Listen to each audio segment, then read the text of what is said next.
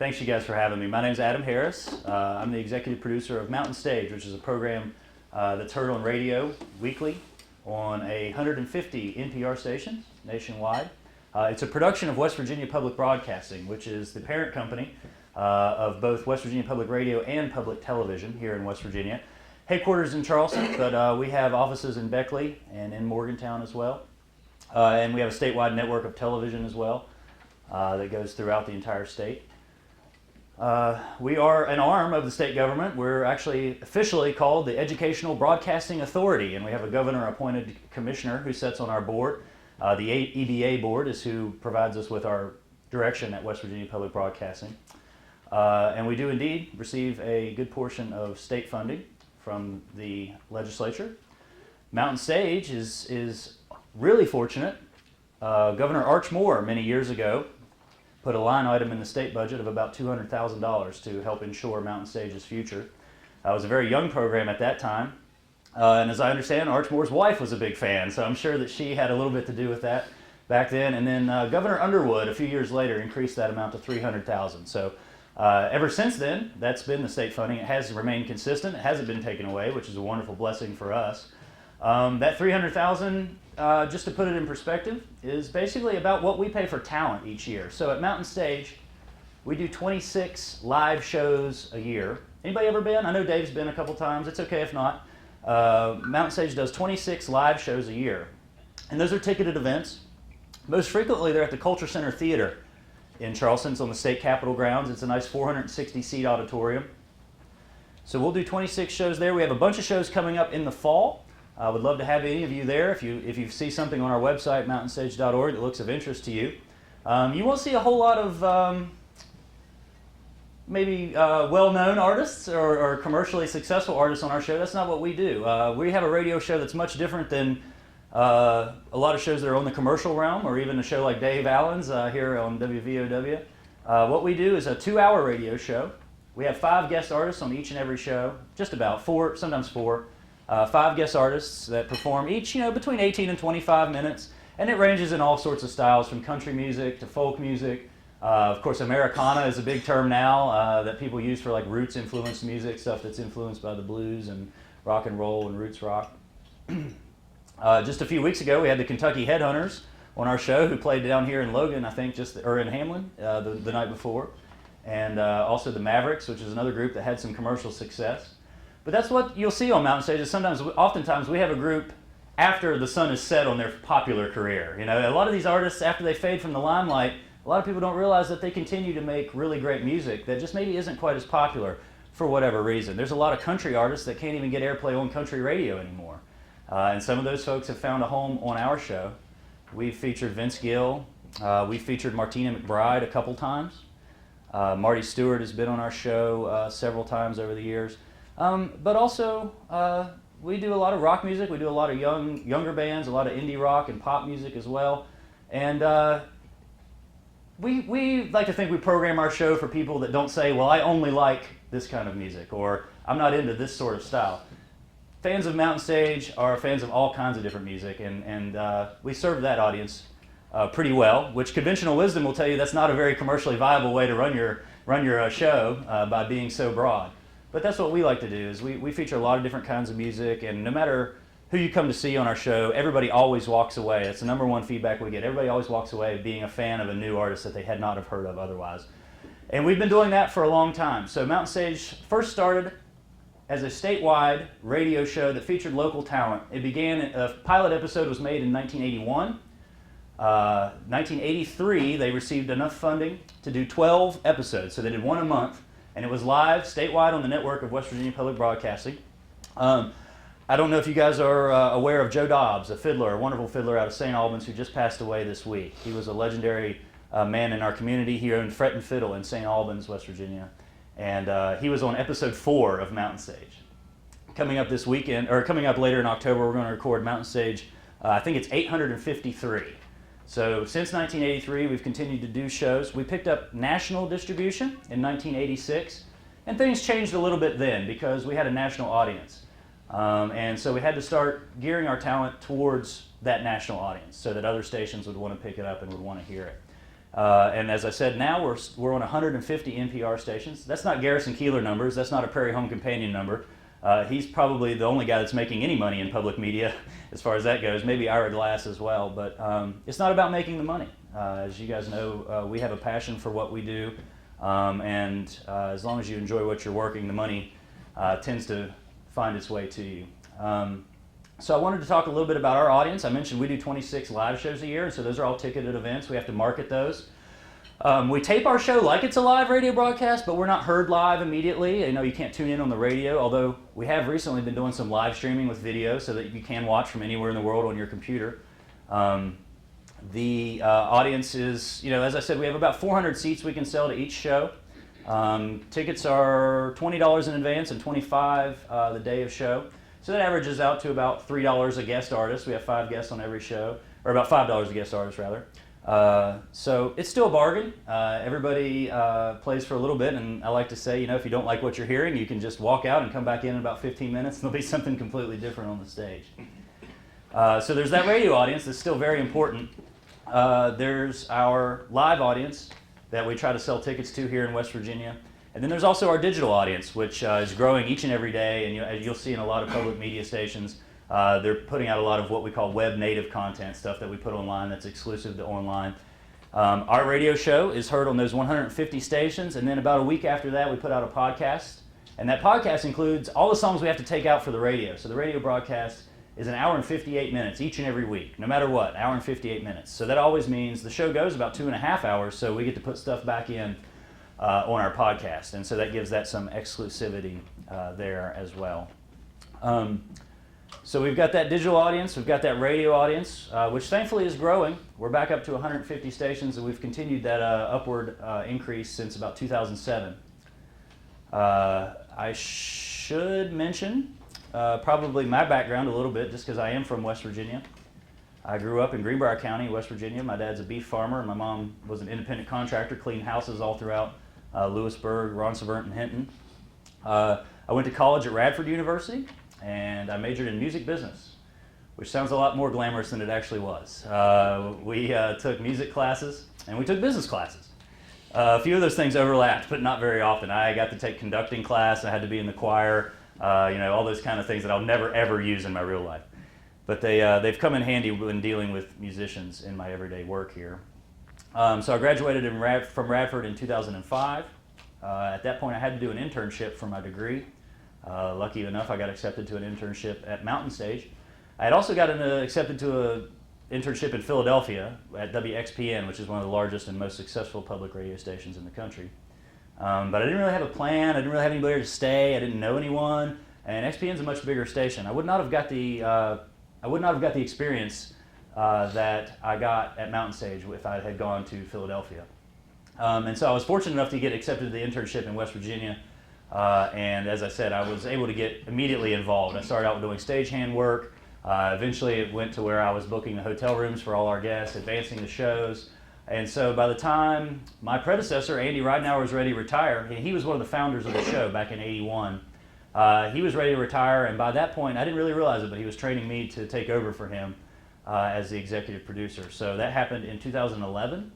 I was able to stick around. You know, I like to joke that I stuck around long enough until they had to pay me, which is a pretty good strategy for interns to employ if you can afford to. I had a low overhead. I was staying with my aunt and uncle, and just wanted to work and learn more. So I was lucky enough. I used to think I'd have to leave West Virginia to work in the music business, but now hopefully I'm not going to leave unless I have to. I love my home state. I want to do as much as I can for West Virginia and make it a better place to live and work. I don't know if you guys have any questions off the top. I'm happy to just keep blathering because that's one of the best things I'm good at. A little bit about what I handed out here. What you have there is our Storylines publication, which if you become a member of West Virginia Public Broadcasting, it's a bi-monthly publication that'll show up in your mailbox every other month. And it's got a little bit about our programming. One of our most recent programs is Jay, A Rockefeller's Journey, which was a documentary done by Suzanne Higgins and Russ Barber about Jay Rockefeller. Russ is from Logan. That's right. Yeah, Russ Barber is from Logan originally, and he's a longtime filmmaker at West Virginia Public Broadcasting, and just a wonderful talent. He's got a great eye. They're doing a premiere of that documentary down in Bluefield tomorrow night, but I believe it's actually already online. So if you visit wvpublic.org, you can find a link to watch that movie now anywhere, and it's re-airing on West Virginia PBS as well. Let's see. I mentioned our state line item, which is about $300,000 of a $800,000 budget. So it's not even a majority of our budget. It does help cover, for the most part, nuts and bolts. It helps cover the talent. We spend about $300,000 a year on our talent, and as I mentioned, there's 5 acts on every show, and we do 26 shows a year. So we get to work with about 125 different groups over the course of the year. So when you think about it, add those 850 shows up over time, go back to 1983, we've got over 2,000 hours of audio that's exclusively ours. And actually, a lot of it, there was a time, as you know, when the radio show was live, and you either heard it on the radio waves or you didn't, and it was gone. You never got the chance to hear that again. Of course, nowadays, we all know that people listen on demand, and they expect to be able to hear things on a schedule that fits them. And when I started with Mountain Stage in 2005, there was no podcast. Facebook wasn't even around. Twitter wasn't even around. iTunes was a very new thing at that point. And we had to fight with the higher-ups at Public Broadcasting just to start a MySpace page at that time. So those 2,000 hours that we have, we're actively researching and raising money right now to digitize that archive and make it available to everybody. And it's on 5 different formats. When the show first started, we were recording on reel-to-reel tape. Soon after that, we went to DAT tapes, which are digital audio tapes. Mini discs, we recorded on the mini discs for many years. For lots of years, we recorded on CDs. And then most recently, I think back in 2008, we went to digital, just recording straight to a hard drive. We have solid-state hard drives, and we also have thumb drives, so we back everything up twice.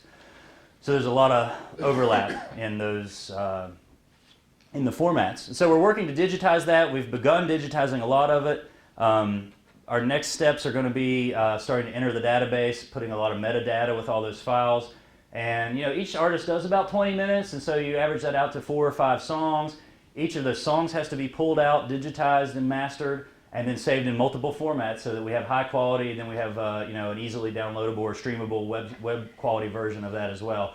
And so there's still a lot of work to be done on that. We're hoping when we started last year it was going to be a 5-year project. I'm trying to stick to that, although none of us have ever digitized 2,000 hours of anything. So we certainly did a lot of estimating when it came to that, and we've run into problems that we didn't expect. But as everything, it's a learning process, and as I said, we're semi-actively raising money. We haven't done like a capital campaign. We haven't done any Kickstarter. We did have one fundraising event last May, a year ago May, where we announced our archive project and our intentions with that, and we've basically just been digitizing stuff since then. Stuff that includes, a young Allison Krauss. She was first on our show at the age of 16. Nickel Creek, which is a big band. Chris Thiele's a big-time guy now with the Punch Brothers. Sarah and Sean Watkins are playing all the time in California with Jackson Browne and many others. They were first on our show as teenagers as well. So I like to say that tomorrow's stars are on Mountain Stage today. A lot of the times we get them before they're more well-known, and then a year later or 2 years later.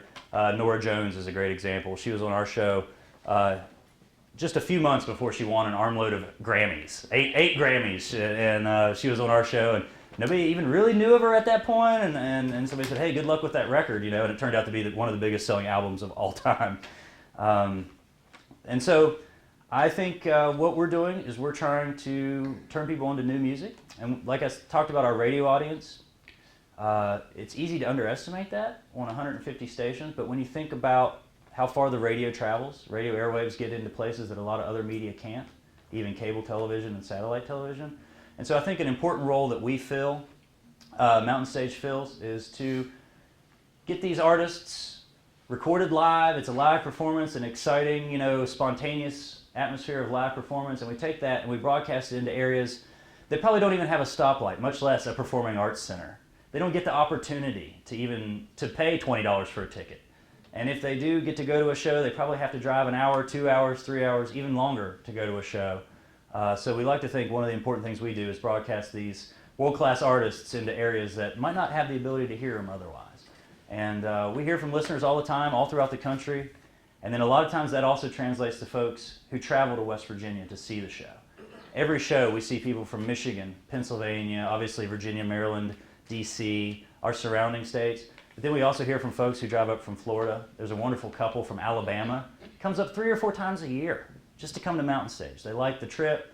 They plan their vacations around it, and they come and see us at Mountain Stage. We did an economic impact study last year based on our 2014 ticket sales. And just in Charleston, out of those 26 shows, we did about 19 in Charleston. About 10 of those others were on the road. So those 19 shows, we had 10,000 people come to Mountain Stage. About 65% of those folks came from outside of Charleston, and about 25% of them came from out of state. So when you start adding up the economic impact of those people, if everybody were to spend $50, which some of our colleagues at the tourism industry tell you that the average person that travels more than 50 miles spends more than that, you're talking about economic impact of over $1 million. And that's what speaks to the legislatures. The legislatures don't necessarily know who the Kentucky Headhunters are or who Allison Krauss is, but it doesn't have to be about that. When they see economic impact studies like this, they know that means heads in beds, they know that means meals out at restaurants, that means they're filling up their car tank in West Virginia. And that's a huge economic impact for our state. And so you multiply all of that over the now the 32 years of Mountain Stage that's been going on. I hope that everybody would agree that that's a well-spent dollar from the legislature. And again, we are all the time raising money both on mountainstage.org and also on West Virginia Public Broadcasting. We'll have a fall fund drive coming on again later this month, and we've been pledging on television as well. I don't do a lot with the television side of things. We used to have Mountain Stage on TV, but that went away about 2006.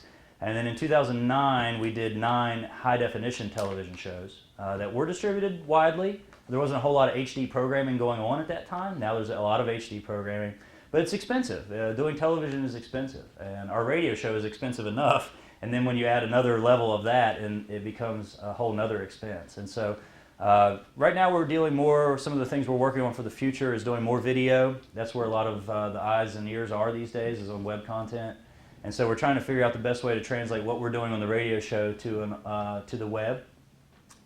And we're trying to pick up more stations. We're actively trying to seek more stations, so that'll grow our audience, and that makes our underwriters happy.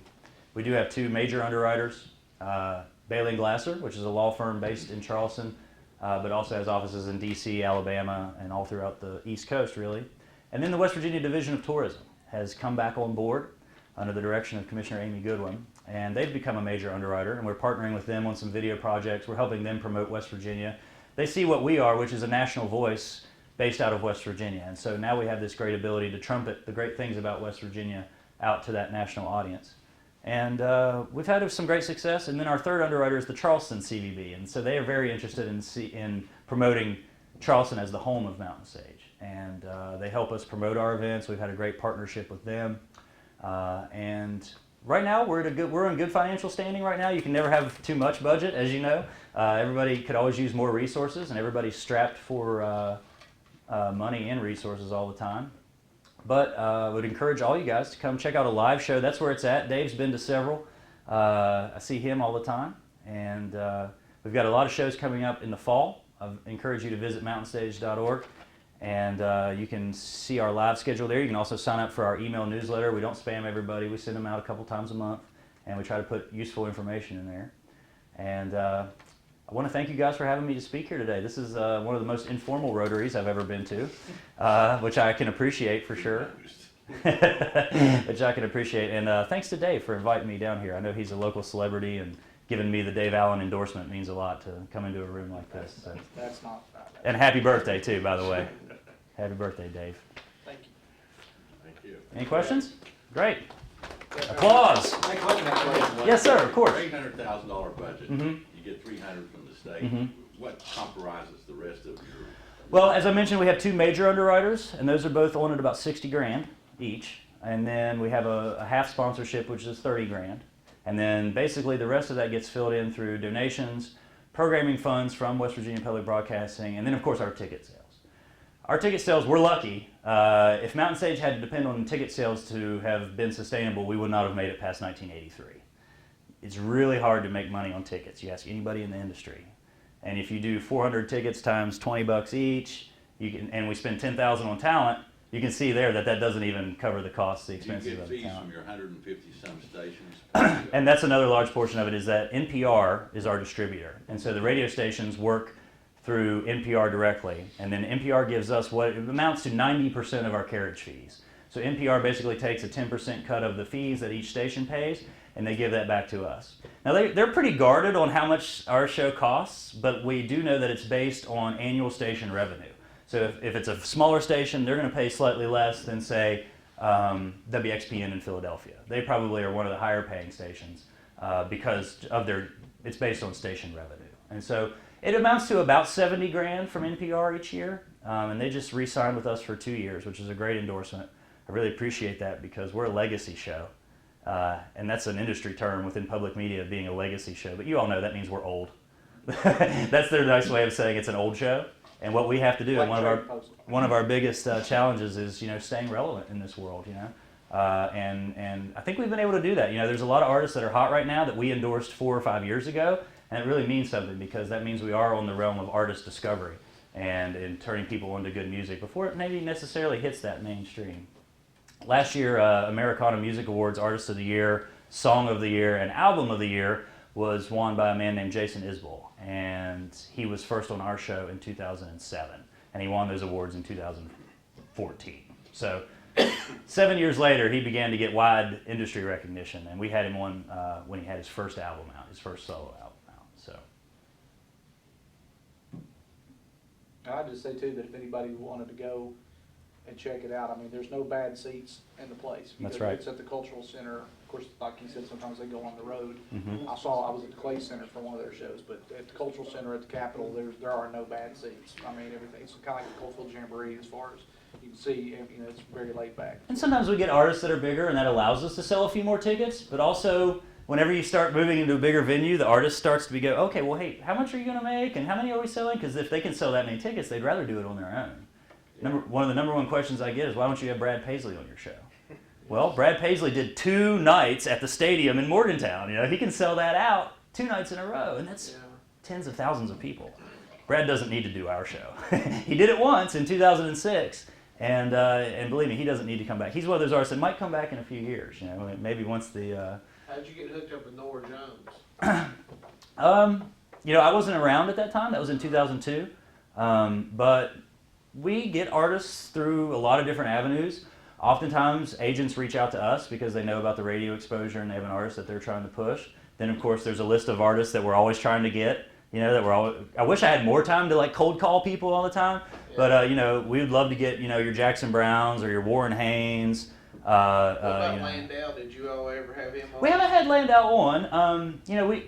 We specialize in original music for the most part, which doesn't mean that people don't do covers on our show, but that's just one reason we haven't really had to have featured Landau yet, was just because it's a cover artist thing. But there's no doubt we would sell some tickets to that show. Oh, yeah. And our piano player Bob Thompson has a holiday show that happens every December, and just between us, we want Landau to do our holiday show next season because we know that would be a big hit. He's got a Christmas album out that we all know about. His new album will be out in November, and it does have original music on it too. Oh, great! Yeah, good.